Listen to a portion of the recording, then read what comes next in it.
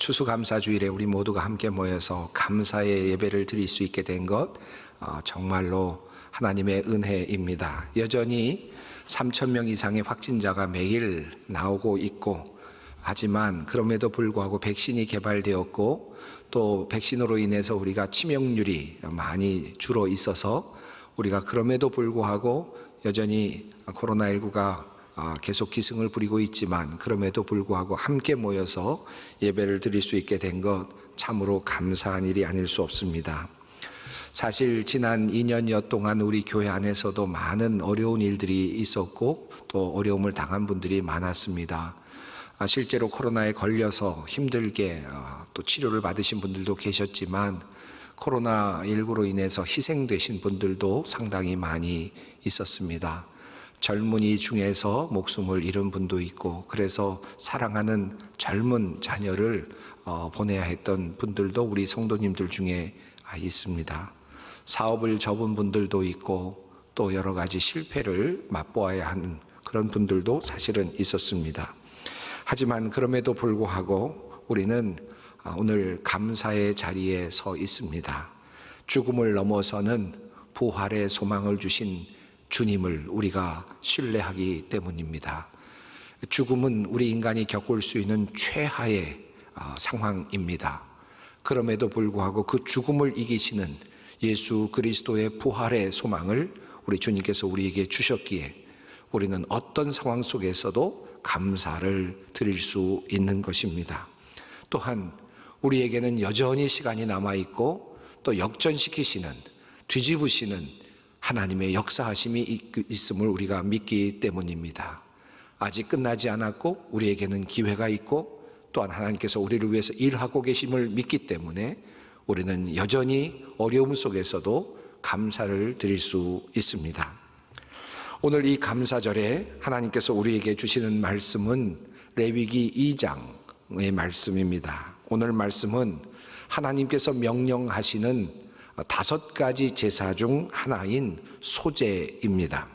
소제는 한마디로 말씀드리면 하나님께 감사의 제사를 드리는 바로 그 제사입니다. 하나님께서는 5가지 제사를 이스라엘 백성들에게 명령하셨습니다. 하나님께 나아가는 제사로서 번제, 그리고 죄를 지었을 때 그 죄를 속하는 제사로서 속죄제와 속건 제사를 그렇게 명령하셨습니다. 하나님과 평화를 이루는 방법으로 하나님과 평화를 이루고 세상과의 평화를 이루기 위하여 화목제사를 명령하셨고, 하나님께 감사를 드리고자 할 때 드릴 수 있는 제사로 소제를 명령하셨습니다. 오늘 읽은 말씀이 바로 이 감사의 제사인 소제입니다. 오늘까지도 이러한 구약의 제사가 필요한 것인가 라고 묻는 분들이 있습니다. 물론 우리는 이 제사를 이제는 드리지 않습니다. 소제의 규율은 우리가 알고 있지만 이 제사의 방식대로 우리가 이 예배당에서 예배를 드리거나 제사를 드리지는 않습니다.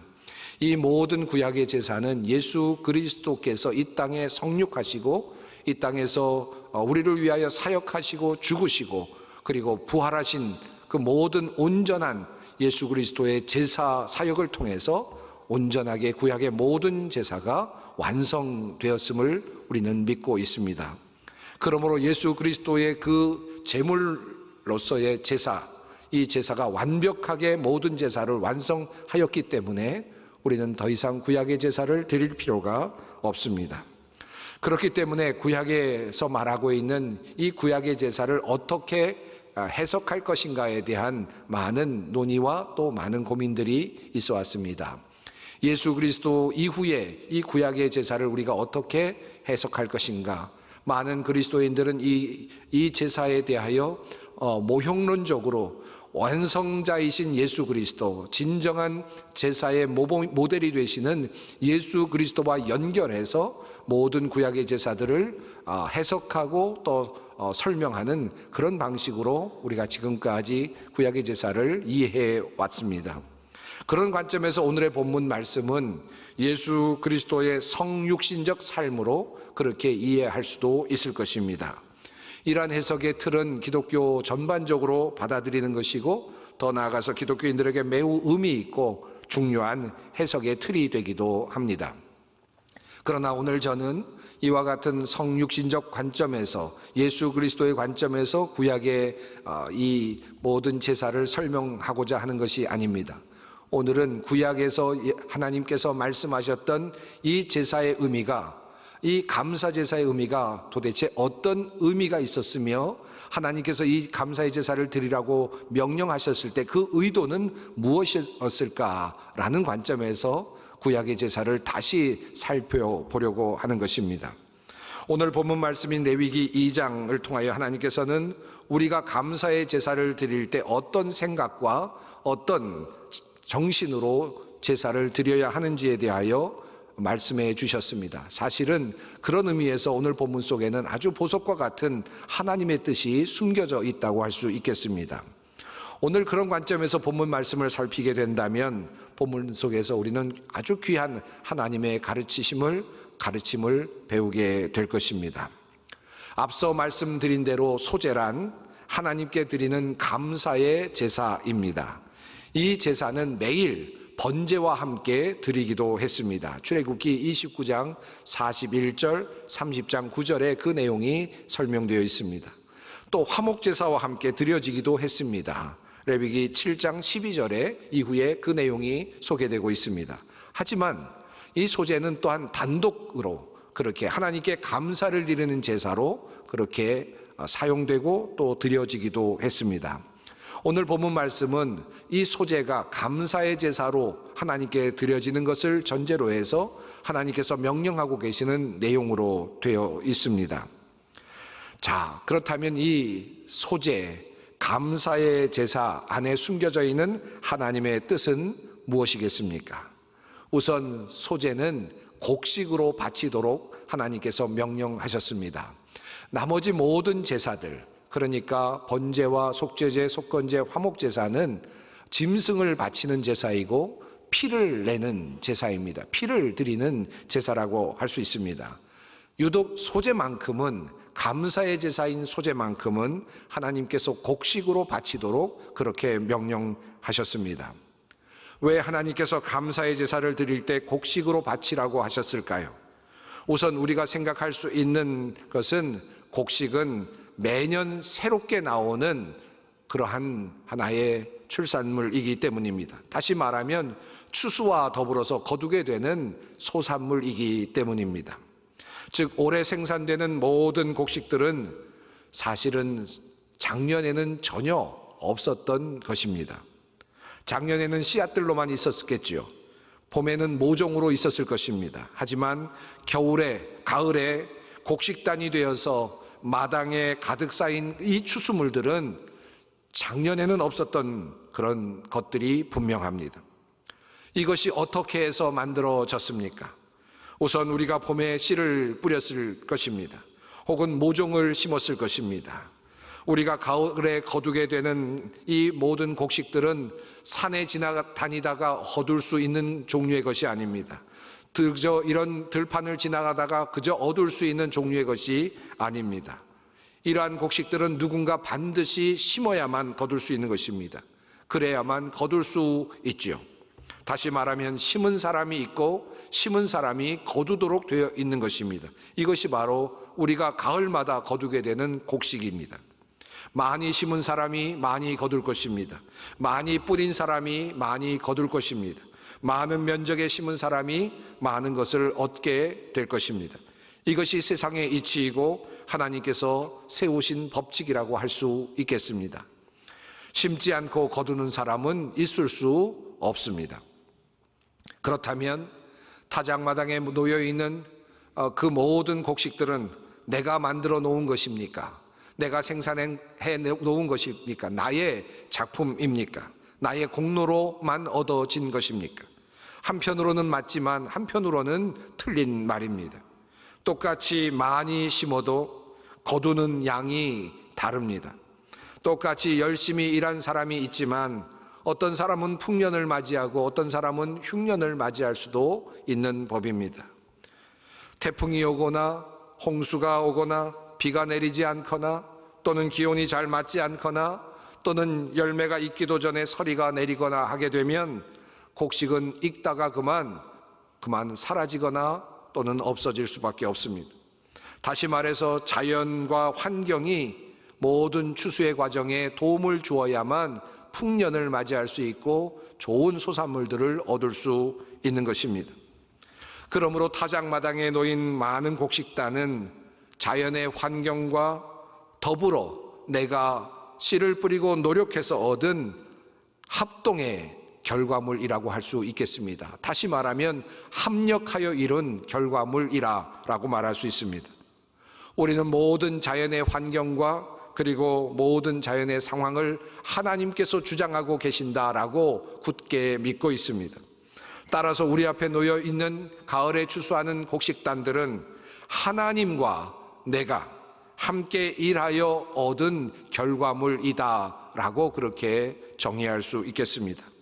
하나님께서 나를 도와주셨고 나는 열심히 씨를 뿌렸습니다. 하나님께서 함께 해주셨고 나는 열심히 가꾸었습니다. 그렇게 해서 얻게 된 바로 그 결과물이 우리에게 있는 추수물이라는 말씀입니다. 하나님께서는 이와 같이 곡식을 통하여서 이와 같은 추수의 의미를 우리에게 알려주고자 하십니다.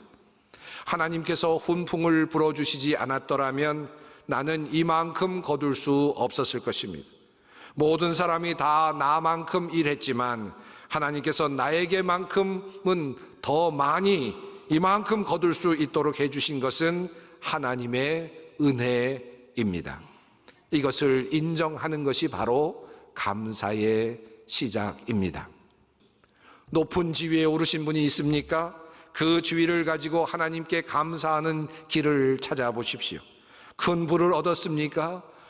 그 부를 가지고 하나님께 감사하는 방법을 한번 찾아보십시오. 손을 넣어서 마음을 담아서 정성을 다해서 하나님께서 주신 그것을 가지고 멋진 작품을 만들어 보시라는 뜻입니다. 어떤 고난을 가지고 있습니까? 그 고난을 가지고 하나님께 감사하는 제사를 한번 드려 보시기 바랍니다. 여러분의 손길이 닿아야 하고 여러분의 마음이 닿아야 하고 여러분의 생각이 닿아야 합니다. 이것이 바로 하나님께서 원하시는 감사의 제사입니다. 둘째로 소제를 드릴 때 남은 것을 아론과 그의 제사장의 자손들에게 주고 그들로 하여금 먹게 할 것을 주님께서 명령하셨습니다. 그렇게 할 때 지극히 거룩한 것이 된다라고 성경은 증언합니다. 속죄 제사와 화목 제사와 더불어서 소제 역시 제사장과 남은 것을 나누도록 하나님께서 명령하셨습니다. 이 말씀을 우리는 어떻게 오늘의 상황에 적용할 수 있겠습니까? 아론과 그의 제사장들, 그의 자손들은 하나님께서 그들에게 주신 땅의 분깃이 없었던 사람들입니다. 그러므로 그들은 다른 지파의 사람들이 만들어 놓은 것들, 소산물을 얻어서 받아서 살고 또 생활했던 사람들이었습니다. 그들에게 제사를 드리고 남은 것을 주라는 하나님의 명령입니다. 이 말씀을 오늘에 어떻게 적용할 수 있겠습니까? 오늘 우리는 제사장이라고 하는 특별한 직분이 없습니다. 우리에게는 대제사장이신 오직 예수 그리스도만이 계십니다. 그리고 우리 모두는 하나님의 백성인 우리 모두는 대제사장이신 예수 그리스도를 따라가는 또한 또 다른 각자 제사장의 역할을 감당하고 있습니다. 우리 모든 만인이 제사장이라고 우리는 믿고 있습니다. 이것이 바로 기독교의 신앙입니다. 우리 모두는 바로 제사장입니다. 그렇다면 구약 성경이 우리에게 말하는 아론과 자손들에게 돌리라는 이 말씀은 오늘날 우리에게 어떻게 적용할 수 있겠습니까? 성도들 중에서, 제사장인 성도들 중에서 가난한 사람들, 자신의 땅을 갖지 못한 사람들, 자신의 분깃을 얻지 못하고 있는 사람들을 위하여 사용하라는 말씀으로 해석한다면 어떻겠습니까? 작은 시골교회에서 일하는 목회자들, 생활의 고통을 느끼면서 생활비를 받지 못하여서 힘들게 생활하고 있는 그런 사람들에게 사용한다면 어떻겠습니까? 하나님께서는 감사의 제사인 이 소제를 드리고 남은 것들을 함께 살고 있는 사람들, 함께 살고 있지만 자기의 분깃을 갖지 못하고 있는 그런 사람들에게 나누어 주라고, 그래서 그들로 하여금 먹을 수 있게 하라고 그렇게 명령하셨습니다. 이것이 바로 감사 제사의 정신입니다. 지난 목요일입니다. 저는 어느 교회 목사님으로부터 전화를 받았습니다. 그 목사님은 또 다른 어떤 시골교회 목사님으로부터 전화를 받았더랍니다. 이 전화의 내용은 이랬습니다. 시골교회 목회자가 전화를 해서 어느 목사님께 이렇게 이야기를 했습니다. 소망교회 어느 권사님께서 자기 교회의 상황을 보고 알고 자기 교회에 큰 헌금을 보냈다는 것입니다. 자기 자신이 가지고 있었던 금을 팔아서 시골교회에 헌금으로 보내주셨다고 했습니다. 2,750만 원에 달하는 거금을 보내주셨답니다. 정말 너무나도 감격스럽고 너무나도 감동이 되어서 어쩔 줄 몰라 하면서 친구인 목사님에게 그렇게 전화를 했습니다. 그러면서 이 목사님이 이렇게 전화를 받는 목사님께 이야기했더랍니다. 이 이야기를 소망교회 목사님께 전달하면 목사님이 싫어하시겠지요? 라고 이야기를 했더랍니다. 그래서 그 목사님이 이렇게 이야기를 했답니다. 아니요, 제가 생각할 땐 그렇지 않습니다. 소망교회는 그런 분들이 너무나도 많아서 그런 일들이 자주 있습니다. 그러므로 목사님께 이야기해도 절대로 놀라지 않을 겁니다. 그리고 더 나아가서 자랑스러워할 것입니다. 라고 그렇게 이야기를 해 주었다라는 것입니다. 그리고는 저에게 전화를 해서 그 사실을 이야기해 주셨습니다. 여러분, 제가 어떻겠습니까? 너무나도 기뻤습니다. 정말 감사했습니다. 아마도 그분은 추수감사주의를 보내면서 자신의 그 가진 금을 팔아서 참 어려운 교회 목회자에게 보냈던 것 같습니다. 참 잘하셨습니다. 그리고 우리 교회는 그런 교회입니다. 우리 성도님들이 바로 그러한 성도님들이라고 저는 믿습니다. 이 정신이 바로 추수감사주일의 정신이 아니겠습니까? 또한 주님께서는 소제를 드릴 때 그와 더불어서 그 맥락 안에서 이와 같은 말씀을 하셨습니다. 11절 말씀입니다. 너희가 여호와께 드리는 모든 소제물에는 누룩을 넣지 말지니 너희가 누룩이나 꿀을 여호와께 화제로 드려 사르지 못할지니라. 우선 첫 번째로 말씀은, 성경은 누룩을 넣지 말라고 합니다. 하나님은 왜 누룩을 넣지 말라고 하셨습니까? 감사는 부풀리는 것이 아니기 때문입니다. 외형을 크게 하는 것, 큰 것처럼 보이게 하는 것, 그것은 외식입니다. 감사가 될 수 없는 것입니다. 그래서 예수님은 바리새인들의 누룩을 조심하라고 말씀하셨습니다. 주님 말씀입니다. 예수께서 먼저 제자들에게 말씀하여 이르시되 바리새인들의 누룩 곧 외식을 주의하라. 바리새인들은 자기가 많이 가지고 있는 것처럼 치장했지만, 큰 것을 하는 것처럼 치장했지만, 그러나 그것은 비어 있었습니다. 주님께서는 그것을 누룩이라고 표현하셨습니다. 부풀리는 것, 크게 보이도록 하는 것, 감사는 겉모양을 크게 하거나 멋지게 드러나게 하여 바치는 것이 아닙니다. 작은 것 드리면서 큰 것 드리는 것인 양 그렇게 척하는 것이 아닙니다. 감사는 진심으로 드리는 것이며 정직하게 바치는 것입니다. 또한 주님께서는 꿀을 넣지 말라고 명령하셨습니다. 꿀은 이방 제사에서 흔히 사용하던 물건이었습니다. 꿀은 맛을 내는 중요한 요소입니다. 왜 하나님께서는 꿀을 넣지 말라고 하셨습니까? 꿀은 그것을 먹는 인간에게는 달콤한 것입니다. 꿀을 넣는 것은 인간에게 먹기 좋고 또한 보기에도 좋습니다. 그런데 하나님은 그렇게 하지 말라고 하십니다. 왜 그렇습니까? 감사는 인간의 입맛을 위해서 드리는 것이 아니기 때문입니다. 인간의 입맛을 맞추기 위해서 감사를 드리는 것이 아닙니다. 나의 만족, 나의 기쁨을 위해서 하는 것이 아닙니다. 하나님께 제사를 드리는 것은 하나님께 드리기 때문입니다. 인간의 마음에 드는 제사가 아니라, 인간의 마음에 흡족한 대로 달콤하게 드려지는 제사가 아니라, 나도 좋고 하나님도 좋은 제사가 아니라 하나님이 좋으신 제사입니다. 이것이 감사의 제사입니다. 하나님은 대신 소제를 바칠 때 소금을 바치라고 말씀하십니다. 내 모든 소제물에 소금을 치라. 내 하나님의 언약의 소금을 내 소제에 빼지 못할지니 내 모든 예물에 소금을 드릴지니라.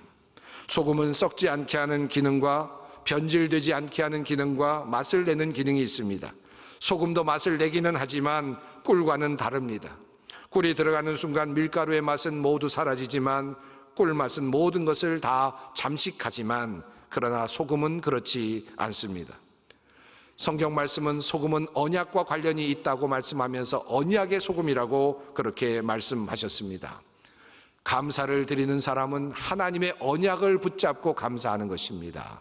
하나님의 말씀을 붙잡고 감사하는 것입니다.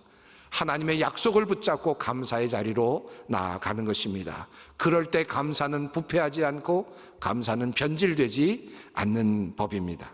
이것이 하나님께서 우리에게 알려주시는 제사의 원리입니다. 오늘은 추수감사주일입니다. 오늘 우리는 어떻게 감사를 드릴 수 있겠습니까? 사랑하는 여러분, 멋진 작품, 멋진 요리를 한번 만들어 보시지 않겠습니까? 나에게 주신 것으로 하나님을 기쁘시게 해드릴 수 있는 무엇인가를 우리가 한번 기획해 보시고 멋지게 한번 실행해 보십시다. 아주 기쁜 그리고 특별한 추수감사절을 우리 모두가 보낼 수 있기를 바랍니다.